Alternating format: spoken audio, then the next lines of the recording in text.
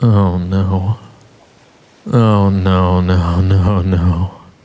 I wheezed, hanging on to the rail. The sun a sliver on the horizon. I should have stayed on land. The shore is where I belong. It's fine, Desmond assured me with a smack to the shoulder. It's weird at night. If you don't look over the side, it's just like land.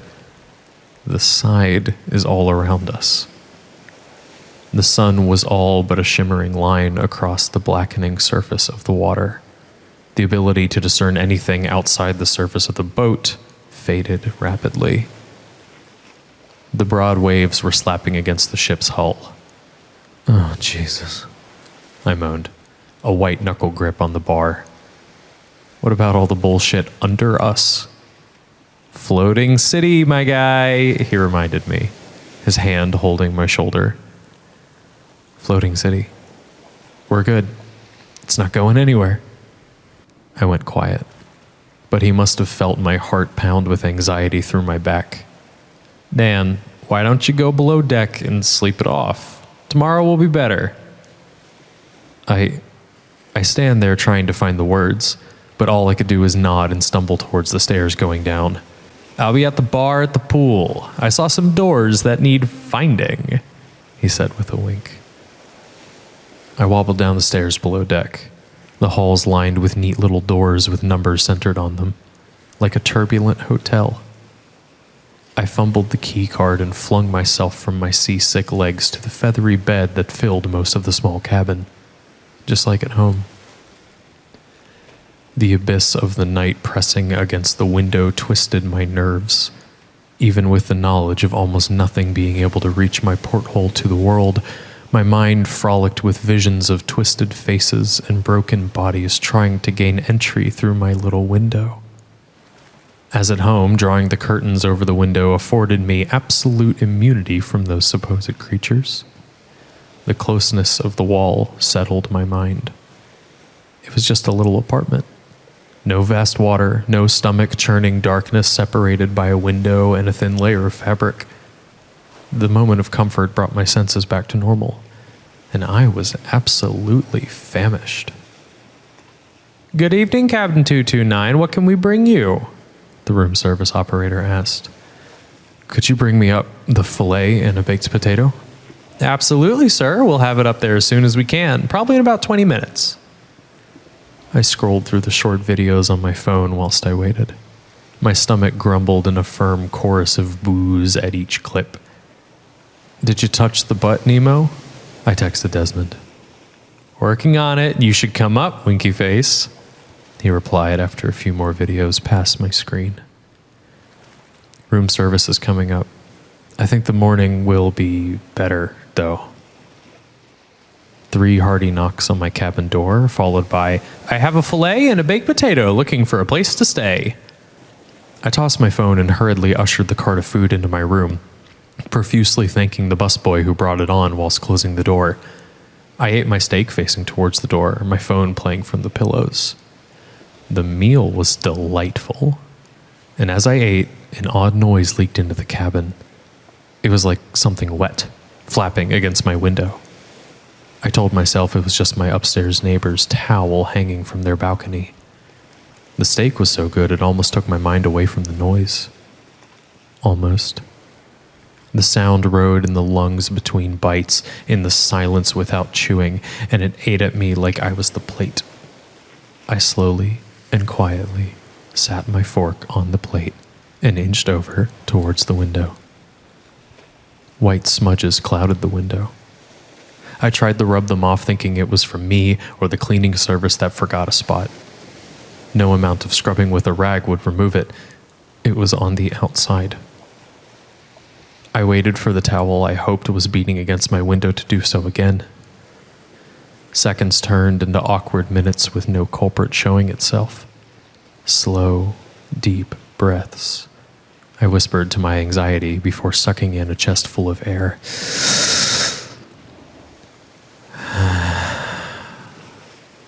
I closed my eyes and slowly exhaled, then clumsily closed the curtains before opening them again.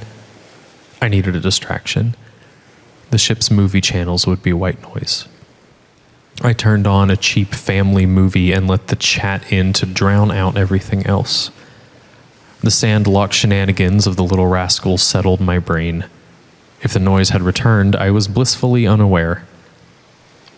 Sleep came easy, but waking up came easy too. A mechanical type of screeching tore through the cabin, leaving a ringing in my ears. My feet hit the floor, and I dashed to the door, but the hallway was empty. No warning lights, alarms, or panicked bystanders. Was the window really dirty on the outside? Did I imagine it? My brain went right back into it. I shook my head like an Etch-a-Sketch reset would fix my obsessive brain and went back and forth with myself over it. Of course, stress would have made me imagine it. Perhaps I had imagined it.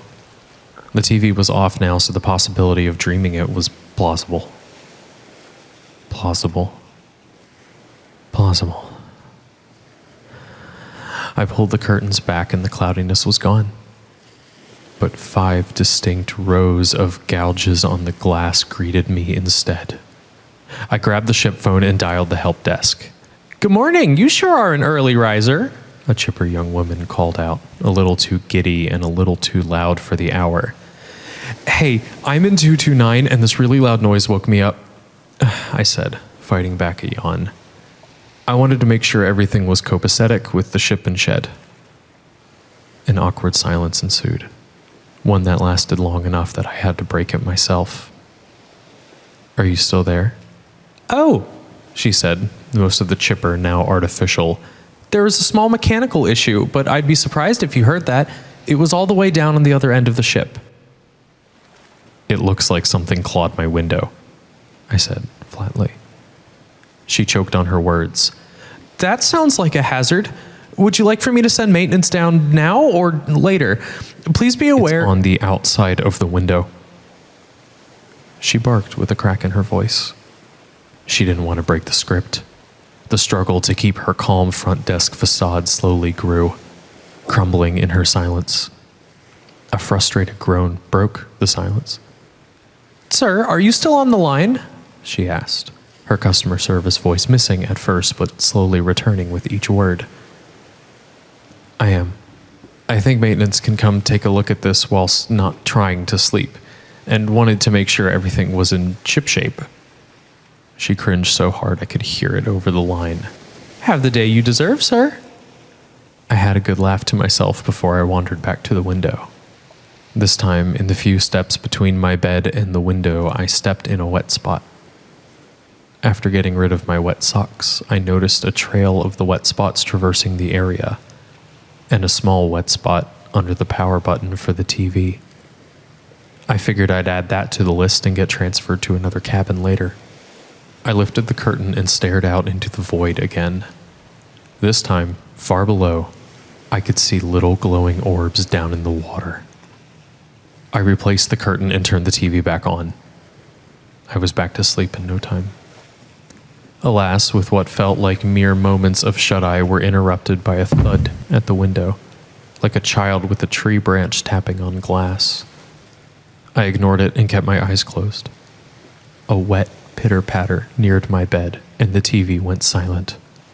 The pitter-patter started me from the bed and I shot up, the window ajar and a green blur exiting out of it. The only evidence I had was the wet floor and the heavy smell of old fish. I slammed the window shut.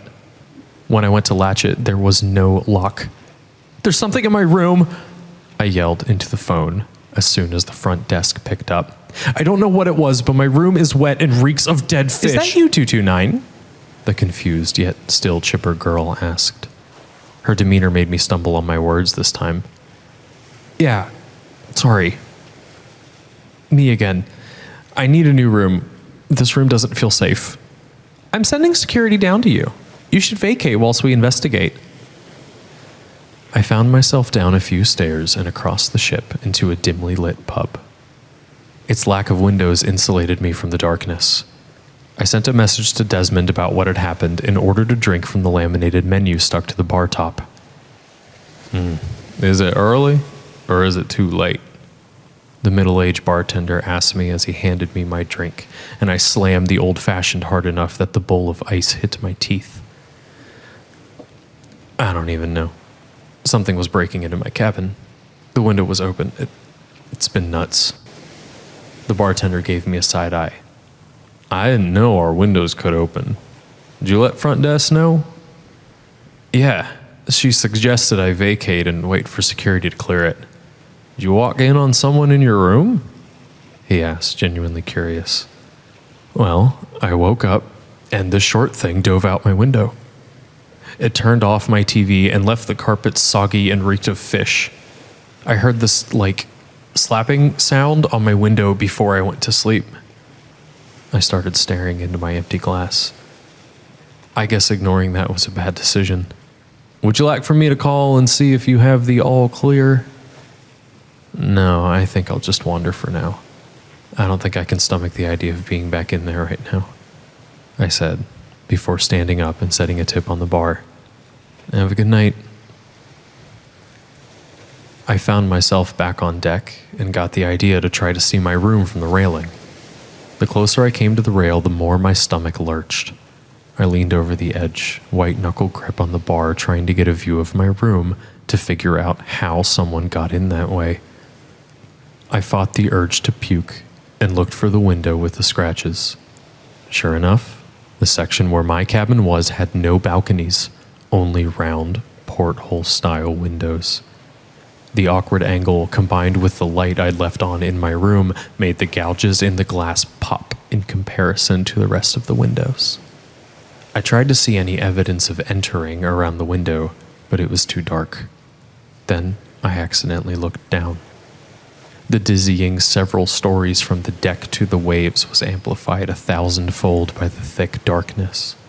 The sea stared back with thousands of orbs that dimly glowed a sickly yellow. I stumbled back, then immediately forced myself back to the rail, the tiny orbs no longer punctuating the darkness. Nearby, one of the ship's stewards was taking a break, but seemed concerned with my well-being. I ran over to him, pointing out the rail. Did you see the lights in the water? Sir? The concerned boy questioned from the side of his eye.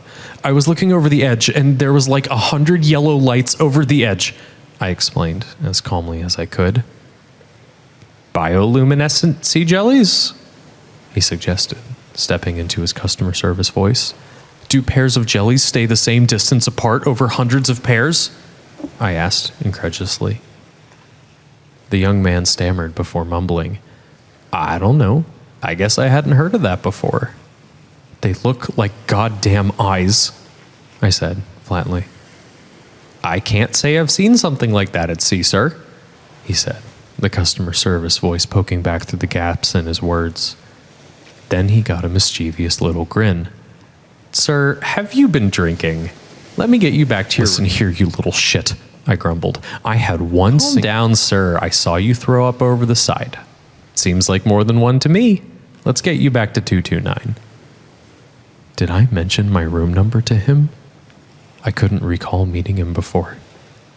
I went to take a step back and stumbled onto my ass in the middle of the walkway. The young man reached down to me and winked. Let's get you back somewhere safe. I'm gonna keep this between friends, yeah? I grabbed his hand and the dizziness hit me all over again. I wobbled up to my feet as he guided me back to my room. I traveled in silence, but upon reaching the room, I noticed a metal emblem on the door that I didn't remember. What's that weird tree branch? I asked, pointing at my door. You don't recognize this logo? He asked, concerned. Some of the doors are marked with it. The upgraded suites, I think. Oh, right. I guess a little brain fog rolled in, I said with a laugh. That logo was not on my door when I arrived, nor when I left. Something had to be afoot. I had to try to get something else out of him. Have we met before? How did you know where to take me? I asked from the open cabin door. His eyes were wired for less than a moment. Then he laughed a little too loud. I helped your friend board the ship. I thought that was a little red-headed girl. I shrugged, the urge to sleep derailing my investigation. Sea legs and exhaustion urged me to close out the interrogation and go back to my room. I bid him adieu and locked the cabin door. My room smelled like cheap ocean breeze air freshener. The carpet was dry and the curtain was pulled. I couldn't shake the thought of the bartender being surprised that the window opened. I pulled back the curtain and an undamaged round window was before me. I pried at the window with my fingers, but the rounded edges and trim were less than forgiving for gripping. Satisfied that the room was secure and maintained, I melted into a soft bed and blankets. Dark and silent with a TV, consciousness drifted off again. Thump. My eyes were open and staring towards the cabin door. 2 more thumps came from behind me. I reached over and turned the light on the nightstand. The sudden flash of light set it off, like too many hands beating on the same drum. A series of whomps against the window shook my person. I quickly rolled over. The curtain was still over the window, and it was certainly not ajar. I stepped out of bed cautiously and crept towards the window as quietly as I could. After traversing the handful of steps I needed, I took a single breath and ripped the curtain aside. "Oh shit!" I shouted, stumbling backwards and landing against the bed. 3 pairs of yellow eyes, set widely on 3 vaguely humanoid heads, shone back at me through the window. I scrambled around the bed and grabbed the cabin phone for its receiver. I sheltered from the other side of the bed, keeping my eyes on the 3 creatures staring at me as it rang. "Good morning! How can we help you this beautiful morning?" a young man said, entirely too cheerful for this hour. "Listen, send security fast. The things that broke into— Is that you, 227? The boy asked incredulously. "I put you back. I thought you'd be asleep right now. Are there some measures—" "Listen here, you little shit. There's 3 scaly heads staring right into my cabin with yellow eyes, and Sir, there's nothing to worry about. You're just stressed. The report from security says the reported damage and malfunctioned window were not present when they arrived on the scene." "I'm looking at them right now!" I barked. The sound of my voice intrigued them. One of them started smacking at the window with a thin-like hand. It squished loudly each time, water vacating the suckers that lined the underside of its fingers. The boy groaned. "Sir, this is above my pay grade, but if you don't want to end up in the brig, I really need you to chill out. And I really need someone to come here and see that I'm not crazy. Just send security. They can lock me up if need be." "Fine," he snapped with the intensity of a snotty high school student, his single word punctuated by the dial tone. I looked for something I could defend myself with. The TV remote was too light, the nightstand Bible too floppy. The lamp looked promising. I tried to lift it off the nightstand, but it was bolted in place. I kept glancing back at the window. The trio stared at me, picking at the edge of the window with small yellow claws that punctuated the ends of their fingers. The W-shaped, slightly pearlescent pupils were entrancing to observe. I found myself lost in thoughts. My gaze locked with one of theirs. A crack worked its way across the bottom half of the glass and stirred my attention. They stopped watching me and pried and hit at the window in a panic. I grabbed my phone and took a picture. The delay felt like an eternity, but they showed up on the screen. I wasn't going to the brig. I wasn't crazy. A chunk of the cracked glass shattered and fell into the room. One of the scaly arms came through and felt around for a mechanism to open it. I tried to escape through the cabin door, but the door opened just enough for a sliver of light to come through the hall. The glass kept falling to the ground shard by shard, and I slammed my body weight against the door. This time, the bowing out came with a groan. I managed to hold the crack open for just a few extra moments, long enough to see a khaki-wearing young man leaning into the door with his foot against the base of it. "Let me out, you little sonogram!" I yelled through the door. "Shit!" I heard him scold himself. "You can't lock me in here to die!" I yelled again, knowing he could hear me. "Sir, if you don't fight, they'll make it fast," he replied softly through the door, his muffled voice uneasy and filled with regret. "But the fact of the matter is, they've been waiting far too long, and the Great One must be quelled." "Just lay down and take it?" I asked through the deceptively sturdy door. "Accept fate," he said matter-of-factly. "It's a ship. There's nowhere. No one to run to. If you jump overboard, there's no escaping them out there. I kept slamming into the door as the squat little creatures lumbered towards me. Only the king-size mattress separated us. Why me? Why not anybody else? There's no one else on board other than the Redwood staff. Bullshit, I saw... You're not on that ship anymore. It's nothing personal. You were just randomly selected from the customer pool.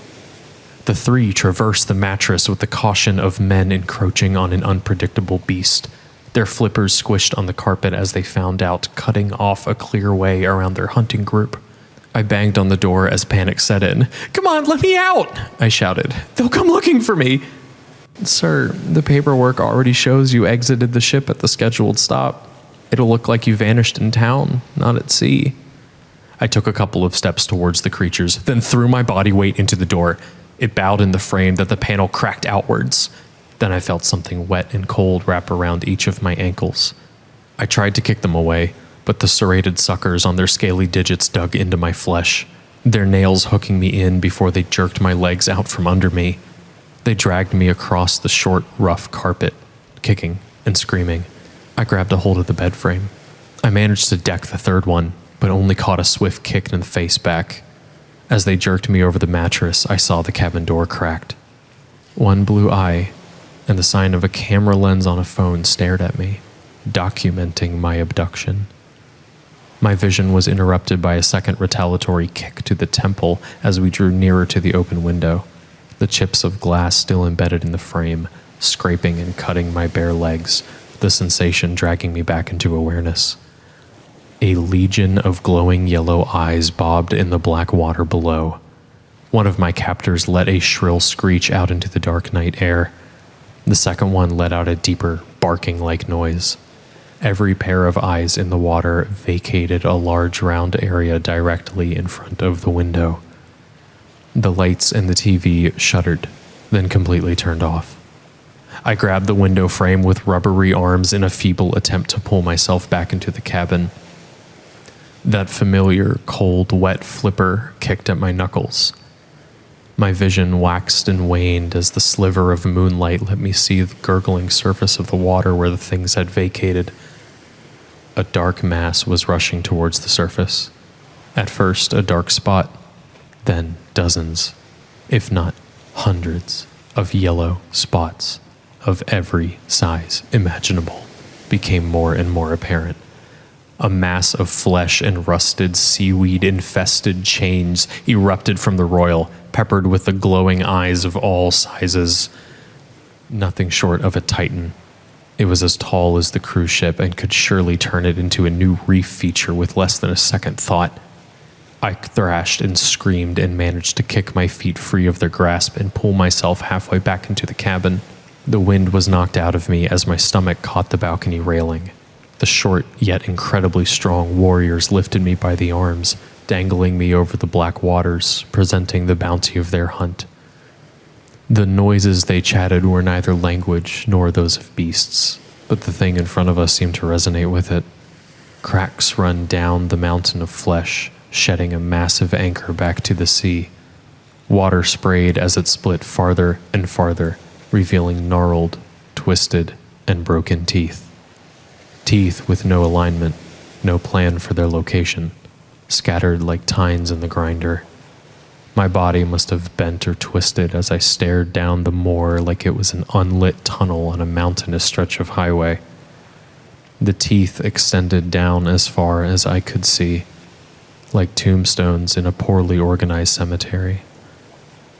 They flung me into its gullet with virtually no effort.